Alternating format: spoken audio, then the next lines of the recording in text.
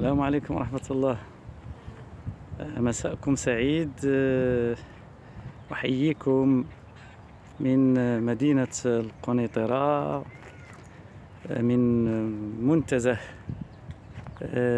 غابة المعمورة، اللي تعتبر متنفس ديال مدينة القنيطرة، كي يزورها السكان والطلبة، وبحكم أنها قريبة من الجامعة، وهي فضاء حقيقة فضاء هادئ جميل، بغابة الفلين والغطاء النباتي اللي كنشوفوه، يعني أن الأرض خضراء بحكم تساقط الأمطار الأخيرة بحمد الله.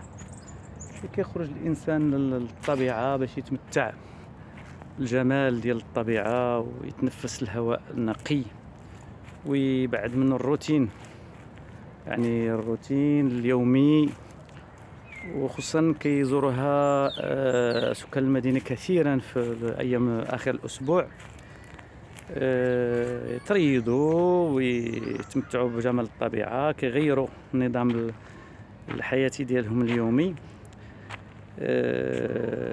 هواء نقي، الخضرة، كنعرفوا أن تأثير يعني الخضرة على النفسية ديال الإنسان فهي مهمة جدا. كذلك تغيير المكان، والإنسان يعني كيحاول ما أمكنه باش يخلق واحد الجو ديال الترفيه.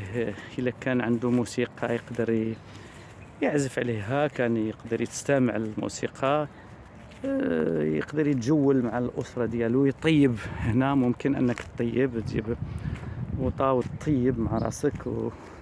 على كل حال، هاد الطبيعة هذه عجبتني أنا مزيان، كنجي لها دائما مع الأسرة، ونتمنى لكل زائر يعني كيزير مدينة القنيطرة إلا ويجي يشوف هاد الطبيعة هذه، غيتمتع بها وغيبقى يشتاق أنه يزورها في كل الوقت اللي كتكون فيها راحة.